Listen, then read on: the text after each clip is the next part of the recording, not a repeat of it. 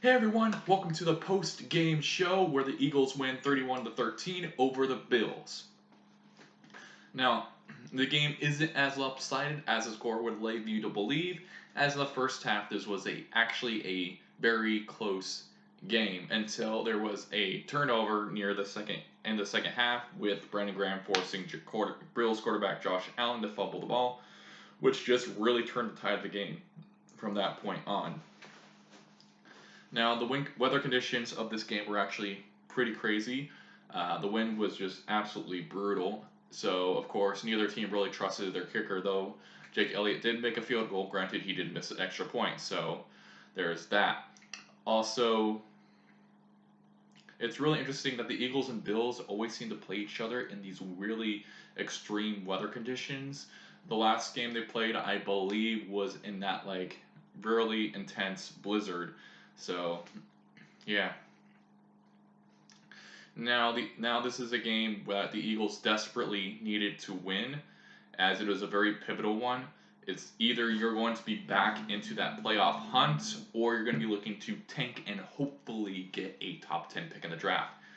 And this was also a Eagles team that was faced with so much drama during the week, especially from some, I don't know, I think it was like some cowboy bum named Orlando Sandrick or something like that. But yeah, just a whole lot of questions for this team to face. And what Malcolm Jenkins said about adversity is that they could either take this in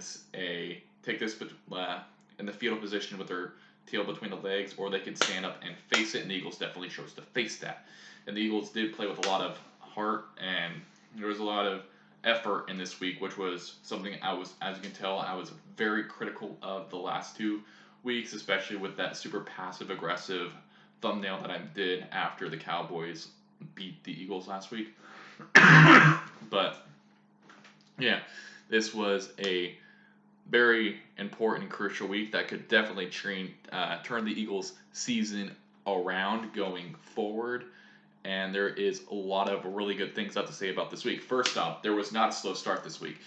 This was a problem that's been plaguing the Eagles since last season, is these slow starts where they'll be down in the first half or first quarter, scores by 13-0 or 17-3 and stuff like that. But that didn't happen this week. In fact, the Eagles were leading at halftime. Granted, it was because of the turnover, but still, the Eagles weren't off to a fast start, but they are able to keep a good pace here in the first half. Even before the turnover, the score was 3-7. So it was definitely with the Eagles at 3. So it was definitely a more contested game within reach. And this is a good game to build momentum off of. And Jason Jackson was out again. It's not clear when he'll be in. So the Eagles seem to have changed their identity a little bit more into a more running-based team, which totally works here, as this was a very phenomenal game on the ground. Carson Wentz today, he had 17 completions, 24 attempts, and then 172 yards on those completions, 1 touchdown. And on the ground, he had 35 yards on 8 attempts, 4.4 per carry.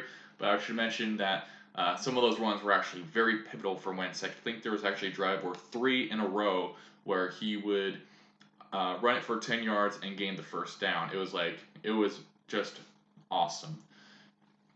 Jordan Howard completely just plowed the Bills' defense. He had 23 carries for 96 yards, averaging out to 4.2 per a carry and 1 touchdown. He was just awesome this game. Miles Sanders also had a really good game before he went out with an injury. He was questionable to return. However, that does not reflect on whether or not he will be able to practice or play next week. We'll just have to wait and see. But if it's questionable, that I think should be a good sign. We'll just wait and see what the word is on that. So he had 3 carries, 74 yards, 2.7 average, and 1 touchdown. His touchdown was the first touchdown of his NFL career, and it was on a 67-yard run, which was just really awesome to see him just blaze through there and just reach the end zone, jump into the Bills stand, which is funny. I mean, which was glorious. But what was funny, besides he's doing that, the Bill fan next to the Eagles fan wasn't like trying to push him out. He just sort of had this very like passive aggressive look, sort of like.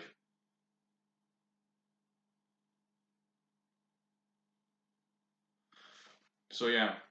Also, another thing. Speaking of the Bill fans, this wasn't as effective. I don't think in the second half, but in the first half, the crowd noise was extremely loud. It caused some disruption on the Eagles' side. So credit to the Bills fans for being able to do that.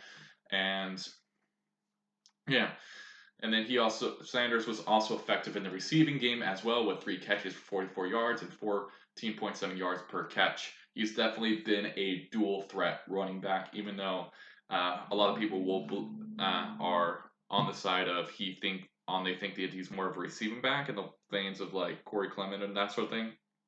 But I think this proves that he can be versatile in both. He's like I don't know why, but he does remind me a bit of Brian Westbrook in the way that he would, and and him being that dual threat kind of player.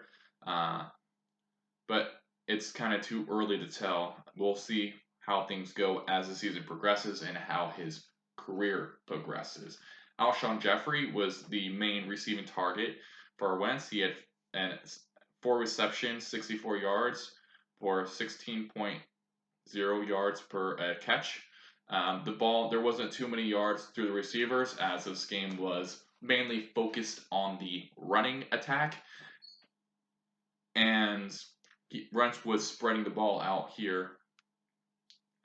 And yeah, Goddard did step up and have some really pivotal third down catches here, though. The offense was really awesome. The defense had a solid performance too this week. They did force some turnovers, and as someone who has been watching some of the pain of the Eagles' offensive ineptitudes this season, it was really nice to be on the receiving end of recovering of having your defense recover an offensive fumble for once. So yeah, that was pretty awesome. Brandon Graham had 5 tackles, 1 assist, 1 sack, and he did force the fumble that did turn the tide of the game into the blowout that the final score shows. Nathan Gary had 5 tackles, 1 assist, and 1 sack. Fletcher Cox had 4 tackles, 1 assist, and 1.5 sacks, with Derek Barnett having the other 0.5. The secondary, well, it wasn't like anything to write home about. It was definitely a massive improvement over the last 2 weeks. And that's the one thing that really helped this game was the defense was able to get turnovers, and thus the offense was able to capitalize a lot on those said turnovers, with one of those turnovers being what changed the game and changed momentum. And this is a game that might change the entire Eagles season. It also, I think, should be interesting with what happens these next 2 days with the trade deadline, if anything happens. That's a key word, if.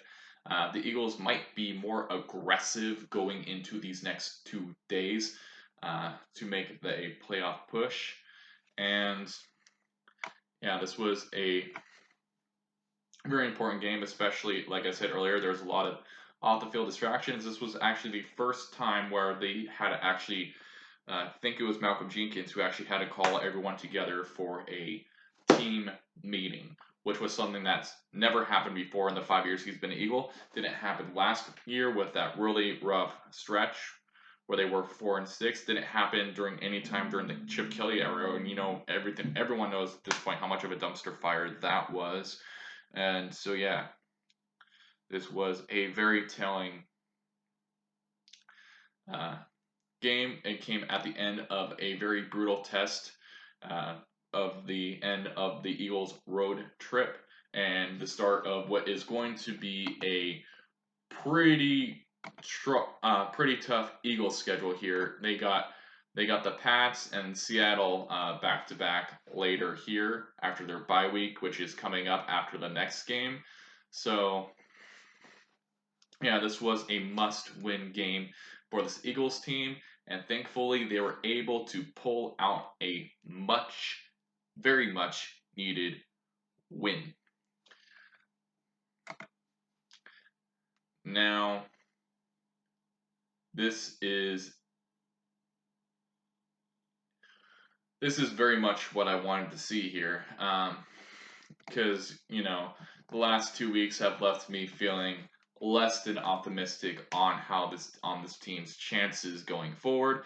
But I'm very glad that at least I'm not gonna count my chickens before they hatch in terms of how the next week's gonna play on that sort of thing. But as for this week, at least they proved me wrong, which is something that I'm actually very happy to see, that I was sort of proved wrong in that sense. So good job making me eat my own words. I am very happy with this effort. I'm going to go ahead and give my grades now. I'm going to give the offense an overall score of A minus or a B plus, somewhere in that range.